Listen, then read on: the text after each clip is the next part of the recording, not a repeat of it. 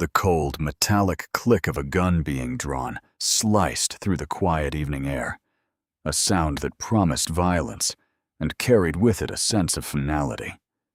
For Dr. Nadia Brooks, it was a sound she knew all too well from her professional life, yet one she had never expected to have directed at her with such blind, ignorant rage.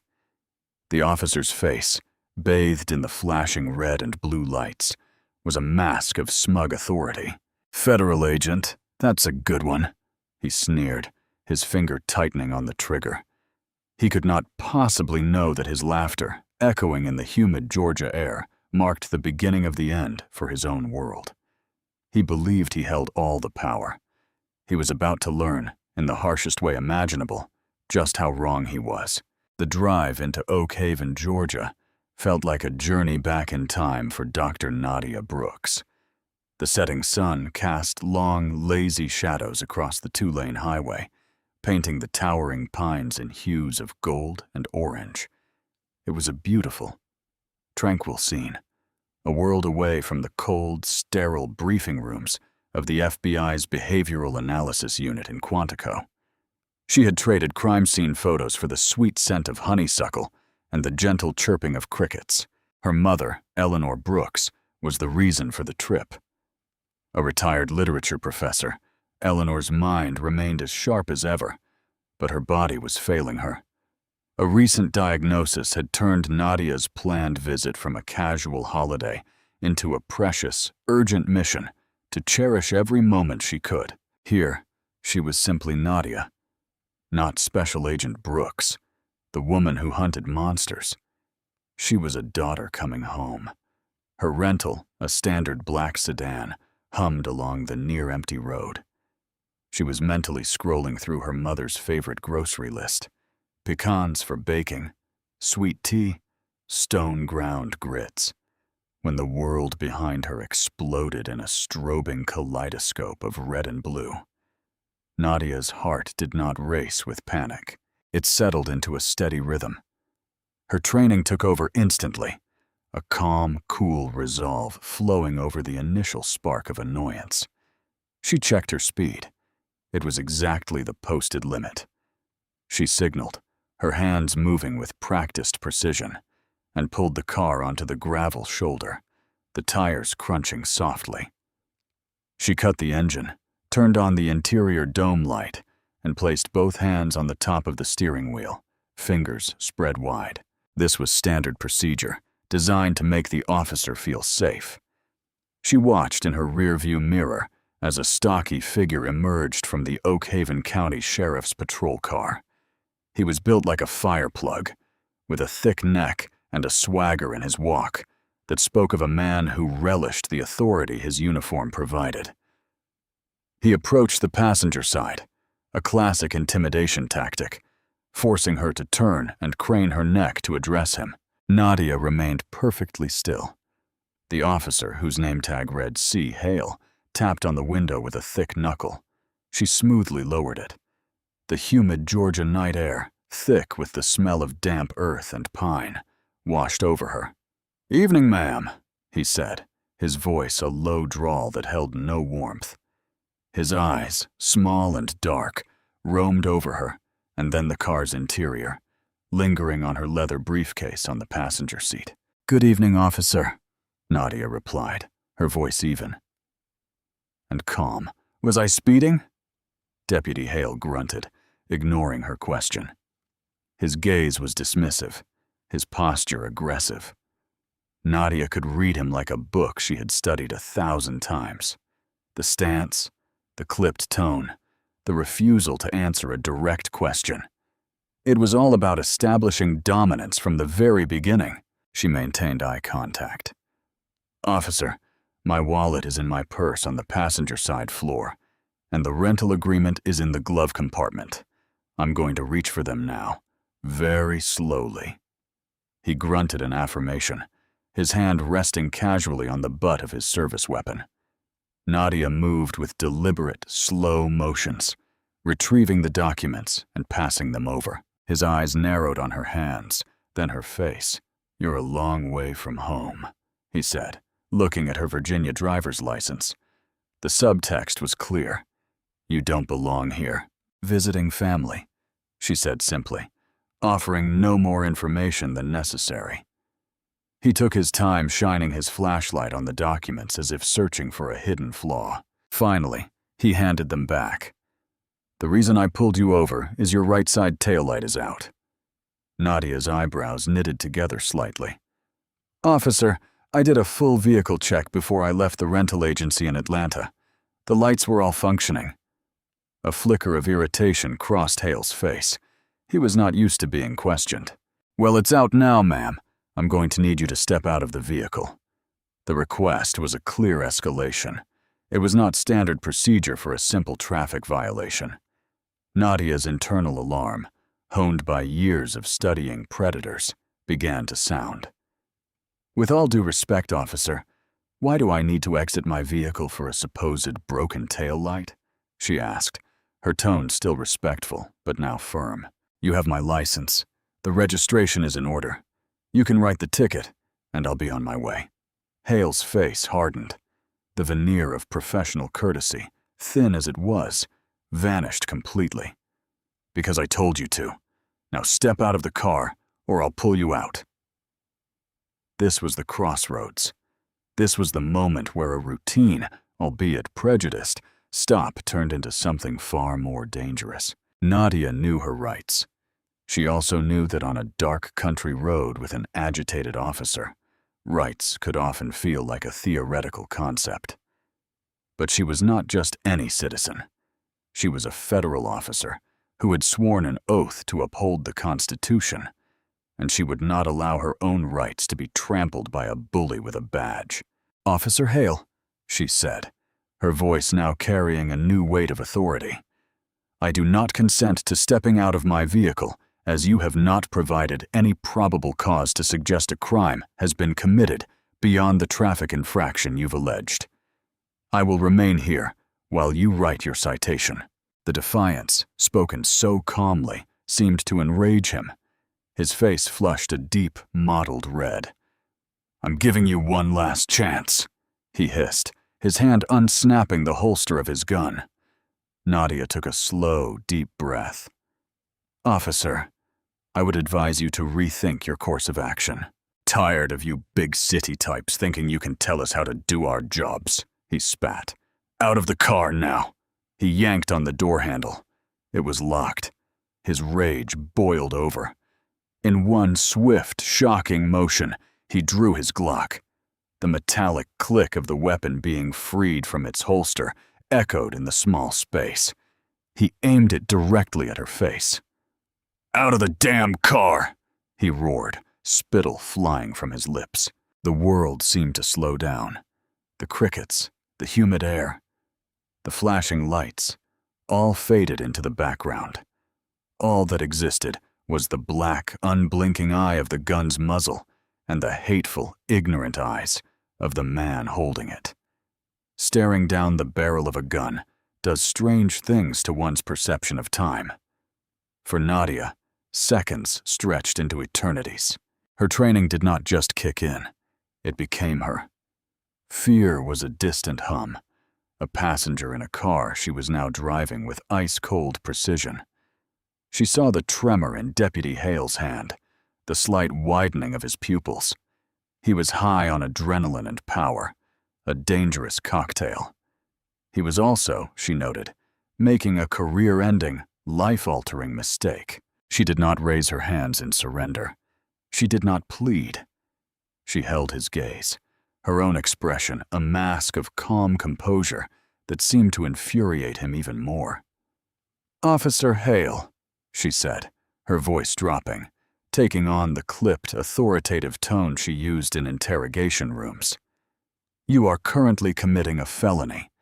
You are holding a federal officer at gunpoint. I strongly suggest you lower your weapon." A harsh, barking laugh erupted from Hale's throat. It was a sound of pure derision, disbelief mixed with contempt. "A federal officer? Oh, that's rich," he sneered, shaking his head. "You think that's your get-out-of-jail-free card? Flashing some fake ID? I've seen it all." Nadia maintained her unflinching stare. My credentials are in my briefcase on the passenger seat. My badge is on my belt, under my jacket. If you lower your weapon, I will present them to you. I'm not lowering a damn thing, he snarled. You pull out a fake badge, and I'll pull this trigger. You understand me? This was the most dangerous moment. Any sudden move could be misinterpreted. He was too agitated, too committed to his own narrative of a defiant woman who needed to be put in her place. Okay, Nadia said, her voice soothing, disarming. I hear you. I'm not going to do anything to spook you. My jacket is unbuttoned. I'm going to use my left hand, my non-dominant hand, to slowly move the jacket aside so you can see my service weapon and my credentials. Is that acceptable to you, Officer Hale? She was speaking his language now. Officer safety, non-dominant hand. She was de-escalating, giving him an off-ramp, a way to save face. He hesitated, the sneer on his face faltering for a fraction of a second, replaced by a flicker of confusion. He nodded curtly. With a slowness that was almost painful, Nadia moved her left hand to the lapel of her blazer. She peeled it back, revealing two things. First, the butt of a Sig Sauer P229, her FBI-issued sidearm, holstered securely. Second, clipped to her belt right beside it, was the unmistakable gold shield of the Federal Bureau of Investigation. It glinted in the flashing patrol lights, the eagle's wings seeming to catch fire in the strobing red. Hale's eyes locked onto the badge. For a moment there was silence, broken only by the hum of his patrol car's engine. Nadia expected recognition. She expected a dawning horror, a sudden panicked realization of the colossal error he had just made. Instead, he laughed again. But this time it was different. It was louder, more forced, laced with a new layer of angry disbelief. You've got to be kidding me, he said, shaking his head. An FBI badge? You think I'm that stupid? Where'd you buy that? On the internet. Nice try, sweetheart. The word sweetheart dripped with venomous condescension that solidified Nadia's resolve. He did not just disbelieve her. He was fundamentally incapable of seeing her as a figure of authority. In his small, prejudiced world, a black woman driving a nice car could not possibly be a federal agent. She had to be a liar, a fraud, someone playing a part. His ego would not allow for any other possibility. This, Nadia realized, was no longer about de-escalation. This was about survival and justice. Officer Hale, she said, her voice now hard as steel, devoid of any attempt to soothe him. Look at the badge. Badge number 734. My name is Special Agent Nadia Brooks, Behavioral Analysis Unit, Quantico. The weapon I am carrying is a federally issued Sig Sauer P229. You have a brief moment to lower your weapon and call your supervisor to the scene before I am forced to treat this as a carjacking and a direct threat to the life of a federal officer in the line of duty. Her recitation was rote, precise, and utterly confident. It was the kind of declaration that should have frozen the blood in any cop's veins. But Hale was too far gone. Her confidence, her refusal to be intimidated, was a direct challenge to his authority. He saw it as arrogance, not professionalism. In the line of duty? You're visiting family, he mocked, spitting the word out. You're done. Hands on the wheel, both of them now. He gestured menacingly with his gun. The moment for talk was over. He was doubling down on his catastrophic mistake. Nadia slowly placed her left hand back on the steering wheel. Her mind was a whirlwind of calculations. Her weapon was holstered. He had the drop on her, but she had one more tool at her disposal, one he could not see. With her right hand still on the wheel, she subtly angled her thumb downward. Her fingers remained visible, but her thumb found the voice command button on the steering wheel. She pressed it.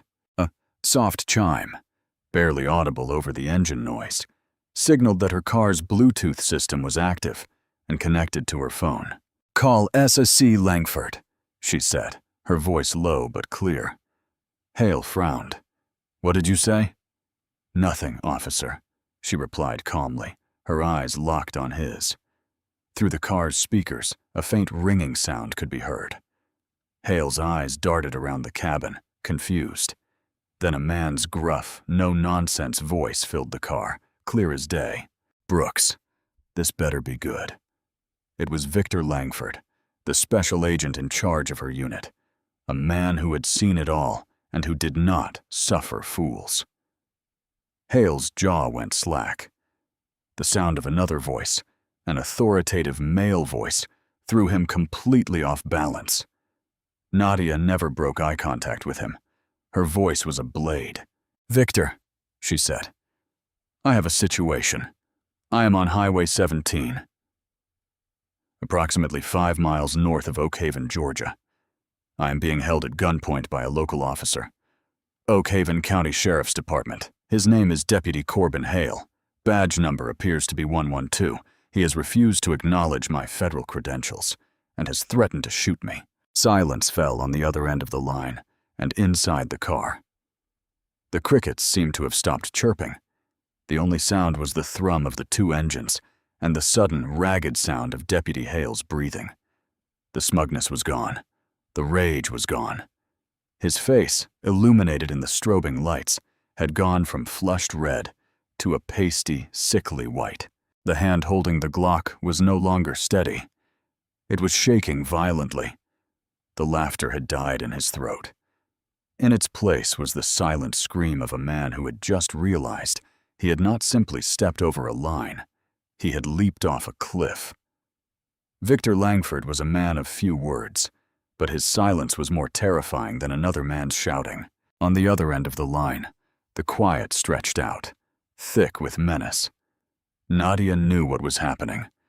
Langford was a master of multitasking under pressure. In that silence, he was already typing on his computer, alerting the Atlanta field office, pulling up a map, and likely notifying the Department of Justice.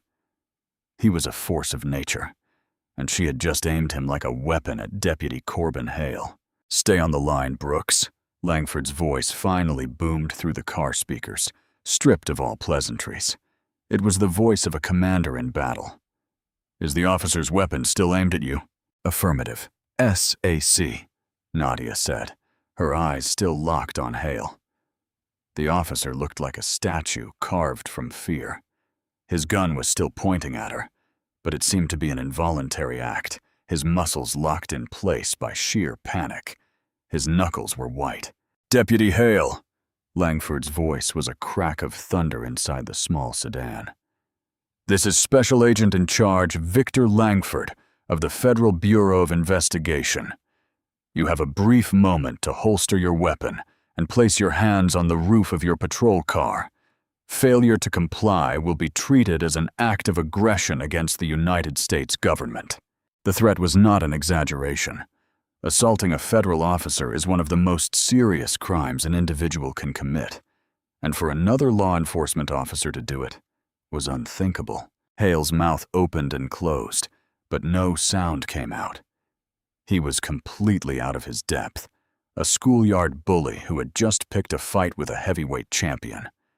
His world had shrunk to the confines of this dusty roadside, the damning voice on the speaker, and the calm, unwavering eyes of the woman he had just threatened. Langford began to count, his voice cold and methodical. At the final count, something in Hale finally broke. A choked sob escaped his lips. With a clatter, he holstered his weapon, his movements clumsy and panicked. He stumbled backward away from her car, his hands flying up in a gesture of universal surrender. Okay, it's away, it's holstered," he stammered, his voice a high-pitched whine. "You see?" "Confirm to Brooks," Langford commanded. "Weapon is holstered. SAC." "The officer is moving away from my vehicle," Nadia reported, her own breathing remaining slow and steady. She was still in control. "Good. The sheriff of Oak Haven County, Everett Crow, is en route to your location. Atlanta field office has a tactical team scrambling. Do not engage further. Keep the line open." Nadia watched as Hale practically fell back against his patrol car, his face slick with sweat. He looked at her, his expression a pathetic mix of terror and pleading. The bully had vanished, replaced by a frightened man who could see the chasm opening up beneath him. He had laughed at her badge. Soon, the full, terrifying weight of what that badge represented came crashing down on him. Moments later, another set of headlights appeared, coming fast from the direction of town. A larger vehicle, a Chevy Tahoe, pulled up, its own lights flashing. The seal of the Oak Haven County Sheriff was on the door. A tall, graying man, Sheriff Everett Crow, stepped out. He was the opposite of Hale, weathered with an air of quiet competence. His eyes took in the scene in an instant, his deputy pale and shaking, the black sedan with Virginia plates, the woman inside poised and calm. Crow approached Nadia's car, his movements cautious but not aggressive. He stopped a respectful distance away. "Ma'am," he said, his voice a low, gravelly baritone. "I'm Sheriff Crow. Can you tell me what's going on here?" Before Nadia could speak, Langford's voice cut through the air again from her car's speakers.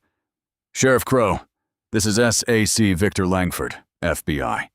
Your deputy, Deputy Hale, has just held one of my agents at gunpoint. The situation is now a federal matter." Crow's face went rigid. He closed his eyes for a second, a deep sigh escaping his lips. It was the sigh of a man who had seen this coming, who knew one of his own was a liability, and had prayed this day would never arrive. He looked over at Hale with an expression of profound disappointment and anger. "Understood, sir," Crow said, his voice tight, addressing the disembodied voice from the car. He turned his full attention to Hale. "Corbin, get over here now." Hale shuffled forward like a man walking to the gallows. "Give me your weapon," Crow commanded, holding out his hand. Numbly, Hale unholstered his Glock and handed it over. "Grip first." Crow took it, engaged the safety, and tucked it into his own belt. "Now your cuffs." Hale's eyes widened in horror. "Sheriff, your cuffs," Crow repeated, his voice like ice. With trembling hands, Hale unclipped his own handcuffs from his belt and handed them to the sheriff. The karmic justice of the moment was breathtaking. Nadia watched, a silent observer to the implosion of a man's career. The very tools of his authority were being stripped from him one by his own boss. Sheriff Crow grabbed Hale's arm, spun him around with surprising force, and pushed him against the hood of his own patrol car. "Corbin Hale, you are under arrest for aggravated assault on a law enforcement officer," Crow said, his voice ringing with grim finality as he clicked the cold steel of Hale's own cuffs around his wrists. The man who had been laughing with a gun in his hand just moments before was now in cuffs, his face pressed against the car he used to project his power. From the speaker of her sedan, Nadia could hear SAC Langford's voice, calm and satisfied. "Brooks, report." She took her first truly deep breath of the evening. "Suspect is in custody, SAC. Local sheriff has secured the scene." The federal hammer had not just fallen. It had shattered Corbin Hale's world into a million pieces. The arrival of the FBI was not subtle. Before long, the quiet stretch of Highway 17 looked like a scene from a Hollywood blockbuster. Black Suburbans with government plates descended, disgorging a dozen agents in tactical vests, their faces grim and all business. They moved with an efficiency that made the local department look like amateurs. The scene was cordoned off, measurements were taken, and every inch of both vehicles was photographed. Nadia finally stepped out of her car, her legs slightly stiff. The Atlanta field office SAC, a man named Julian Reed, greeted her with a firm handshake and a look of deep concern. "Agent Brooks," he said, "glad you're okay. SAC Langford sends his regards and his apologies that you had to deal with this on your personal time. It's no longer personal time, is it? Nadia replied, her voice steady. No, Reed agreed. It isn't. Corbin Hale, looking utterly defeated, had been transferred to the back of Sheriff Crow's Tahoe. He refused to speak, his eyes fixed on the floor. Sheriff Crow, meanwhile, was a man caught between loyalty to his department and the undeniable catastrophic failure of one of his own. He approached Nadia and Agent Reed, his hat in his hands. Agent Brooks, ma'am, there aren't words. On behalf of my department, I am profoundly sorry. There is no excuse for what happened here tonight. Sheriff, was this the first time Deputy Hale has had a complaint filed against him for excessive force or racial profiling? Nadia asked, her question direct and clinical. Crow's weary face seemed to age another decade in that moment. He hesitated, the politics of his position warring with the truth. He's had a few complaints from out-of-towners mostly. Nothing ever stuck. Corbin has family in this county going back generations. People tend to look the other way. We won't be looking the other way, Agent Reed stated flatly. The investigation began that night, with Nadia giving her official statement at the now crowded Oak Haven Sheriff's Department. The place was a hive of frantic activity. Deputies who would have barely glanced at her only hours earlier were now jumping to get her coffee, their faces a mixture of fear and awe. The power dynamic had been inverted so completely it was almost dizzying. As she recounted the events, every detail precise and unemotional, she realized the case was bigger than her own assault. Hale's laughter, his utter refusal to believe she could be an FBI agent, was not just about her. It was a symptom of a deeper sickness. A man that comfortable with his own prejudice and power does not use it just once. As the investigation progressed, the U.S. Attorney's Office officially took over the case. Corbin Hale was charged with assault on a federal officer and deprivation of rights under color of law. But the FBI investigation, now co-led by Nadia at the insistence of SAC Langford, was just getting started. They did not just want Hale. They wanted the rot he represented. They began by seizing Hale's patrol car, specifically his dash cam and body cam footage. His partner, a young, nervous deputy named Tanner Reed, was brought in for questioning. Reed, terrified of both the FBI and the potential reprisal from his colleagues, was a tough nut to crack.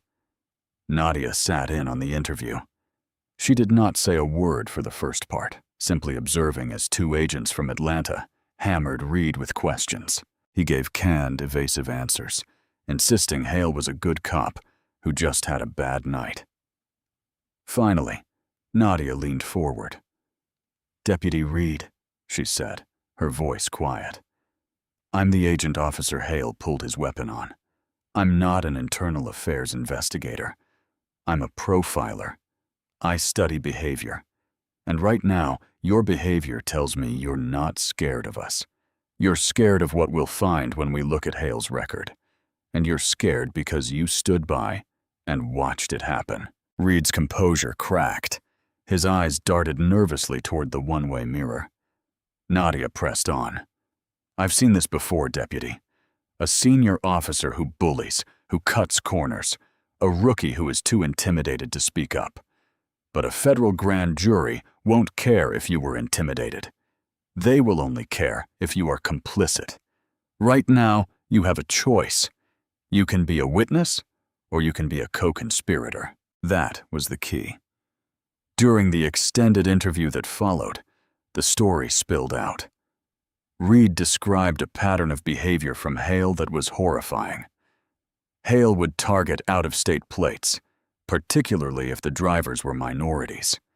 He'd conduct illegal searches, often pocketing small amounts of cash or valuables. He'd brag about teaching people a lesson. The broken taillight was his favorite pretext. He even kept a small hammer in his patrol bag to help a taillight become broken if a driver questioned him. The most damning revelation came when Reed mentioned the case of Mateo Ruiz. "Who is Mateo Ruiz?" Nadia asked. Reed swallowed hard. "A young man drove through not long ago, heading to a construction job in Florida. Hale pulled him over, claimed he smelled marijuana. Searched his truck, found nothing. He was furious. I saw him go back to his patrol car, and then when he searched the young man's truck again, he found a bag of cocaine under the seat. Mateo Ruiz, a young man with no prior record, had taken a plea deal, terrified of a long prison sentence. He was currently serving time in a state penitentiary." Nadia felt a cold fury settle in her chest. This was the true cost of Hale's abuse. It was not just about her own terrifying encounter. It was about the lives he had ruined with his unchecked power. The FBI team located Mateo Ruiz in prison. They found the original case file and on Hale's body cam footage from that night, which he had conveniently forgotten to turn off when he went back to his car. The audio was crystal clear. Hale could be heard muttering to himself, "Let's see how this city boy likes a real charge," followed by the distinct sound of a glove box opening and closing in his own patrol car before he went back to plant the evidence. The case against Corbin Hale had just exploded. It was no longer about a single assault. It was about a deep-seated corruption that had poisoned the town's justice system. The unraveling of Oak Haven had begun, and Nadia Brooks was standing right at the center of the storm. The news of the expanded investigation hit Oak Haven like a thunderclap. The initial story of a local cop arrested for threatening an FBI agent was shocking enough, but the revelations about planted evidence and a pattern of predatory traffic stops sent tremors through the community. The good old boy network that had protected Corbin Hale for years began to fracture under the immense pressure of a federal probe. Hale, sitting in a federal detention center, was no longer the swaggering bully from the roadside. His lawyer, a high-priced attorney from Atlanta named Preston Hale, advised him to keep his mouth shut. Preston Hale's strategy was clear. Paint Nadia as an arrogant, aggressive federal agent who overreacted, and portray Corbin Hale as a simple country cop who felt threatened and made a mistake. It was a narrative that might have worked in another time and place, but they did not count on two things: the irrefutable evidence on the body cam and the quiet resolve of Nadia Brooks. Nadia took some time to be with her mother. Eleanor Brooks, frail but fierce, held her daughter's hand. "They picked the wrong woman to mess with, didn't they?" she said, a proud glint in her tired eyes. That time with her mother refueled Nadia, reminding her of the stakes, of the world of good and decent people that men like Hale sought to terrorize. Returning to the makeshift command center the FBI had set up in a local hotel, Nadia focused on building an airtight case. The key was to show that Hale was not an anomaly, but a predator who exploited his position. They re-interviewed every person who had filed a complaint against him in recent years. The stories were heartbreakingly similar. A black family from Chicago, pulled over for a swerving violation they insisted never happened, had their car illegally tossed for an extended period on the side of the road, their children crying in the back seat. A young Hispanic couple on their honeymoon had a significant amount of cash, their wedding gift money, disappear from the glove compartment during a search, a loss they could not prove. One by one, the victims were brought in to testify before a grand jury. Their accounts, combined with Deputy Reed's insider testimony and the damning footage, painted a portrait of a man drunk on power. The blue wall of silence, the unwritten rule that cops do not rat on other cops, began to crumble around Oak Haven. Two other deputies, seeing the writing on the wall and offered immunity deals, came forward to corroborate Reed's stories. They described Hale as a cancer in the department, someone everyone was afraid of, but no one had the courage to confront. Sheriff Crow was forced to make a public statement, his face etched with shame. He announced a full audit of the department and placed 3 other officers, known associates of Hale, on administrative leave. He was cleaning house, but it was too little too late. The trust between the community and its police force was shattered. The most powerful moment came when Mateo Ruiz was brought from prison to the federal courthouse. Dressed in an ill-fitting suit provided by the FBI, the young man walked with a slight shuffle, his eyes downcast, the light seemingly extinguished from them. Nadia met with him before his testimony. "Mateo," she said gently, "I know this is difficult, but what you do today will ensure that this never happens to anyone else." He looked up at her, his eyes filled with a deep, weary sadness. "He ruined my life. I lost my job. My fiancée left me. All for nothing. He just decided to ruin my life, and now you get to take a piece of his." Nadia replied, her voice firm. "You get to tell the truth. That is a power he can never take from you." Before the grand jury, Mateo Ruiz's testimony was quiet, understated, and utterly devastating. He recounted the traffic stop, the confusion, the terror, and the despair of being forced to plead guilty to a crime he did not commit. When the U.S. attorney played the audio from Hale's body cam, a collective gasp went through the room. The sound of Hale muttering to himself as he retrieved the planted drugs was the nail in his coffin. The grand jury took little time. They returned a true bill indicting Corbin Hale on an additional 10 counts, including evidence tampering, perjury, and multiple civil rights violations. They also indicted one of the other suspended officers as an accessory in 2 other cases. The federal hammer had not just fallen on one man. It was taking a wrecking ball to a corrupt institution. Preston Hale, Corbin Hale's attorney, tried to spin the narrative to the press, calling it a federal overreach and a witch hunt. But the evidence was too strong, the victims too credible.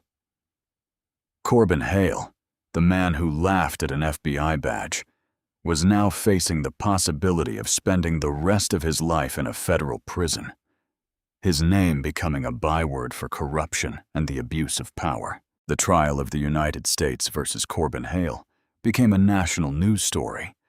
It was a perfect storm of race, power, and police misconduct. The small federal courthouse in Monroe, Georgia, was besieged by news vans and reporters. For Hale and his lawyer, Preston Hale, the strategy was one of last resort, character assassination. They could not dispute the video or the testimony of multiple officers, so they had to attack the catalyst for the whole investigation, Dr. Nadia Brooks. Preston Hale painted Nadia as an ivory tower academic, a Quantico profiler who looked down on small-town cops. He argued she was confrontational and disrespectful from the start, provoking a situation that a more reasonable person could have de-escalated. It was a classic case of victim blaming, a desperate attempt to muddy the waters. When Nadia took the stand, the courtroom was silent. Dressed in a simple professional navy blue suit, she was the epitome of calm. The assistant U.S. attorney, a sharp woman named Lena Shaw, walked her through the events of that night. Nadia's testimony was clinical, precise, and devastatingly effective. She described every action, every word, every nuance of Hale's behavior, not as a victim, but as an analyst breaking down a subject. But the real fireworks began during the cross-examination. Preston Hale approached the stand, a confident smirk on his face. "Dr. Brooks," he began, his voice dripping with false congeniality. "You're an expert in behavior. Is that right? You profile people for a living." "I analyze behavior to assist in criminal investigations," Nadia corrected him. "Yes," he said. "So you were analyzing my client that night from the moment he walked up to your car?" "I was observing his behavior," Nadia replied, "as my training dictates for any law enforcement encounter." Preston Hale leaned against the railing. "And what did your analysis tell you?" Did it tell you that you were dealing with a veteran officer, a respected member of his community, who was simply trying to do his job? No, Nadia said calmly. My analysis told me I was dealing with an officer whose baseline behavior was unusually aggressive for a routine traffic stop. It told me his questions were designed not to gather information, but to intimidate. His body language was that of a predator asserting dominance over territory. A murmur went through the courtroom. Hale's smirk faltered slightly. A predator? That's a strong word, Doctor. Are you suggesting Officer Hale is some kind of monster?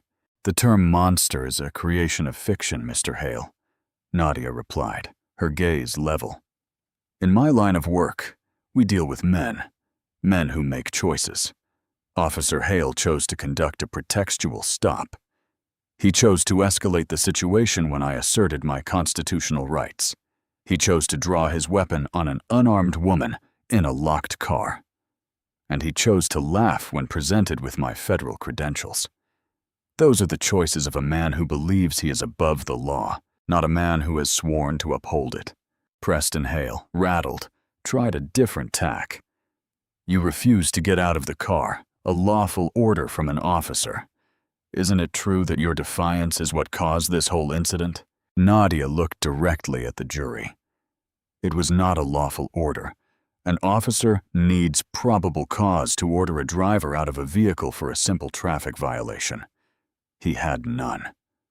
What I did was refuse to surrender my Fourth Amendment rights, the same rights that every citizen in this country is guaranteed, the same rights Officer Hale swore an oath to protect, not violate. Hale was losing control. He stalked back and forth. So, you decided to play lawyer and professor on the side of a dark road instead of just complying.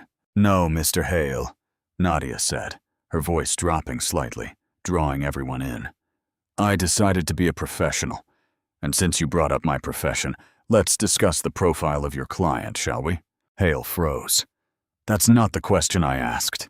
But it's the pertinent one, Nadia continued, her eyes fixed on Hale, who was now sweating at the defense table. Officer Hale displays classic indicators of an insecure, narcissistic personality with compensatory, authoritarian tendencies.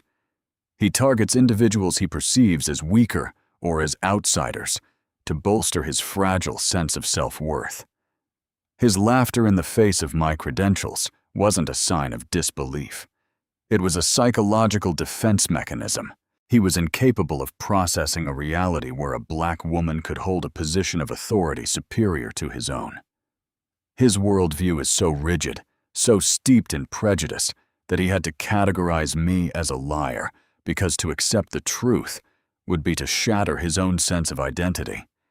His aggression was not a reaction to a threat. It was a reaction to a challenge to his ego.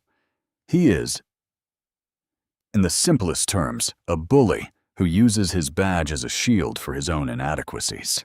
The courtroom was utterly stunned. Preston Hale stood speechless, his mouth agape. He had tried to use her profession against her, and she had turned it into a weapon of devastating precision, dissecting his client on the stand for the entire world to see. No further questions, Your Honor, Hale mumbled, retreating to his table, thoroughly defeated. Nadia Brooks stepped down from the stand, her work done. She had not just testified as a victim. She had testified as the expert. She was giving the jury a clear, terrifying window into the mind of the man who had pulled a gun on her. The last shred of Corbin Hale's credibility and his freedom had just evaporated under the bright lights of the courtroom. The air in the federal courtroom was thick with a tension that felt physically heavy. For what felt like an eternity, the jury had been deliberating. And in that time, the room became a pressure cooker of whispered speculation and silent prayers.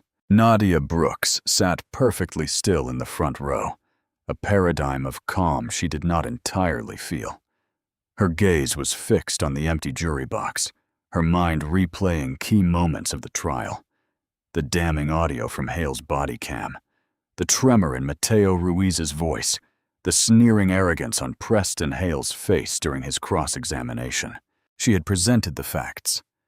She had laid bare the psychology of the man. Now, it was out of her hands.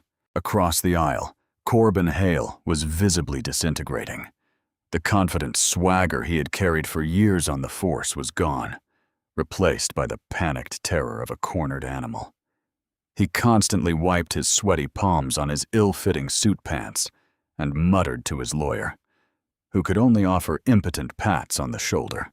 He was a man staring into an abyss, finally understanding that his badge could not shield him from the consequences of his own actions. A sharp knock at the jury room door made the entire courtroom flinch. The bailiff opened it, and the 12 jurors filed back in, their faces grim and unreadable.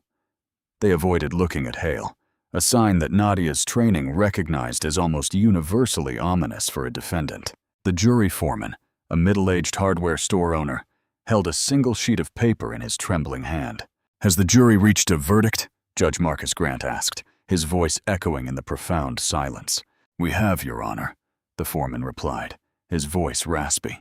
"On the charge of assault on a federal officer in violation of Title 18, Section 111 of the U.S. Code, how do you find the defendant, Corbin Hale?" The foreman took a deep breath and looked for the first time directly at Hale. "We, the jury, find the defendant guilty." A collective gasp swept through the gallery. Hale made a strangled, choking sound, as if he had been punched in the gut. Behind him, his wife let out a single, piercing sob, but the foreman was not finished. "On the charge of deprivation of rights under color of law in the matter of Dr. Nadia Brooks, how do you find the defendant?" "Guilty," the foreman repeated, his voice stronger now. "On the charge of perjury before a federal grand jury?" "Guilty." "On the charge of evidence tampering in the case of Mr. Mateo Ruiz?" "Piora." "Guilty." One by one, he went through all the counts, and one by one the word came back, a drumbeat of doom. "Guilty, guilty, guilty!" With each pronouncement, Corbin Hale seemed to shrink, collapsing in on himself until he was nothing more than a shuddering heap in a cheap suit. When the last verdict was read, he finally broke completely, burying his face in his hands and letting out a raw, guttural wail of despair. Justice was not a blind concept. It was a hammer, and it had just pulverized his entire world. In the days following the verdict, the final catastrophic collapse of the Oak Haven County Sheriff's Department, as it had existed for generations, played out. Facing certain conviction, Hale's closest associate on the force took a plea deal, revealing years of corruption, shakedowns, and cover-ups. Sheriff Everett Crow, his career and reputation in tatters, held a humiliating press conference on the courthouse steps. He announced his immediate resignation, his voice cracking as he apologized to Nadia Brooks, to Mateo Ruiz, and to the entire community he had failed to protect from the predators within his own ranks. The next day, a fleet of black sedans arrived from Washington, carrying lawyers from the DOJ's Civil Rights Division. They were not there to investigate a man. They were there to perform an autopsy on a diseased and dying department. Nadia spent those days with her mother, reading poetry aloud and making pecan pie. In the quiet moments, her mother would look at her with an expression of profound pride. "You faced down a bully and ended up saving a town," Eleanor said, her voice weak, but her spirit strong. "That's a legacy, Nadia. That's a story worth telling." On the day of the sentencing, the courtroom was even more crowded. This was the final act. Corbin Hale was led in wearing an orange jumpsuit, his wrists and ankles in shackles. The metallic clink of his chains was the only sound in the room. He looked gaunt, hollowed out, a ghost haunting the scene of his own demise. Before the judge pronounced his sentence, he gave the victims a chance to speak. Mateo Ruiz, accompanied by his parents, walked slowly to the podium. He unfolded a piece of paper, his hand shaking. But when he spoke, his voice was filled with a newfound strength. "Mr. Hale, he began, looking at the man who had stolen years of his life. "When you arrested me, I was a young man. I was on my way to a new job, a new life. I was going to ask my girlfriend to marry me. You took all of that. You threw me in a cage with violent men. You made my mother cry every single night. You made my father, a man who believes in this country and its laws, doubt everything he ever taught me. You did it because you could, because I had an out-of-state plate and brown skin. You thought I was nobody, that I wouldn't matter. But today," Mateo's voice rose, filled with passion, "I am not a victim. I am a survivor of your corruption, and I will stand here in my freedom and watch this court take yours away." He sat down to the sound of quiet weeping from his family. The U.S. attorney offered Nadia the chance to speak, but she simply shook her head and gestured to Mateo. This was his moment. This was his justice. Finally, Judge Grant turned his piercing gaze upon Corbin Hale. "Mr. Hale," the judge began, his voice a low rumble of controlled rage. "In my years on this bench, I have seen the worst of humanity. But there is a special place in hell reserved for those who are given a sacred trust, a badge, a gun, the power of the state, and who use it to prey on the very people they are sworn to protect. You are not a police officer. You were a predator with a badge. You were a highwayman who used the color of law as your weapon." The judge gestured toward Nadia. "You assaulted a federal officer, a crime of profound arrogance and stupidity.